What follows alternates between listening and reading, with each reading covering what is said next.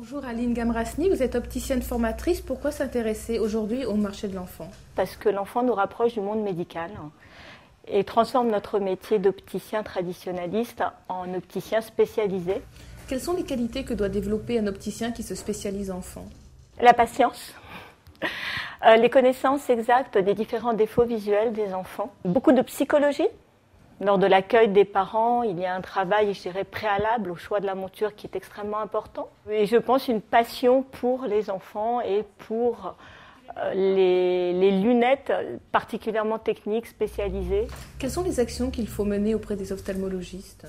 L'opticien qui veut développer sa clientèle enfant doit absolument développer les relations avec l'ophtalmologiste de son quartier et l'orthoptiste de son quartier.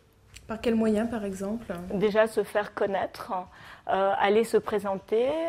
Grâce à certains fabricants de lunettes comme Logo, par exemple, ils peuvent, à l'aide des commerciaux que Logo met en place, se faire connaître directement et ensuite aller se présenter et dire voilà, quelqu'un est venu vous voir du fabricant Logo, il vous a présenté des montures, ces montures sont dans mon magasin. Je suis donc susceptible d'équiper correctement les enfants que vous m'enverrez. Combien dure justement la formation? La formation que nous avons mis en place dure une journée, voire 2 journées. C'est sûr, ça ne suffit pas, mais au moins on va pouvoir leur donner, je dirais, l'essentiel de ce qu'il faut connaître pour adapter correctement un enfant. Un opticien qui sortira de cette formation pourra, je pense, en tout cas ne pas commettre d'erreurs. Comment ça se passe dans le magasin? Est-ce qu'on nomme une personne qui est responsable ou il faut impliquer toute l'équipe du magasin? Je pense qu'un opticien par magasin, c'est suffisant.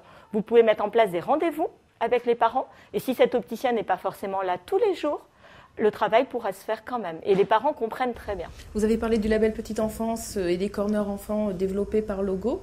Quels sont les intérêts pour un opticien de s'implanter sur ce secteur? L'intérêt pour l'opticien, pour ma part, me paraît évident. Il va se retrouver avec une mise en place de modèles, je dirais pour les 0-6 ans, qui vont être avec ne serait-ce que 3 marques, Winnie, Princesse, Bambou. Ils pourront adapter presque 90% des enfants.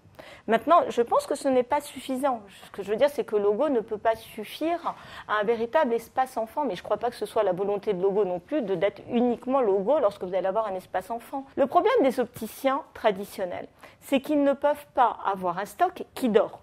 Automatiquement, s'ils ont juste les modèles qu'il faut avoir, alors ils auront un stock restreint, 100% de vente enfant, donc automatiquement une augmentation de la vente adulte. Car si des parents vous font confiance pour les yeux de leurs enfants, ils vous font confiance pour tout le reste de la famille.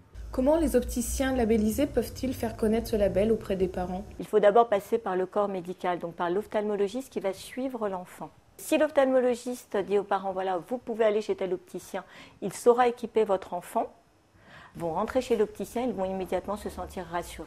Merci Aline.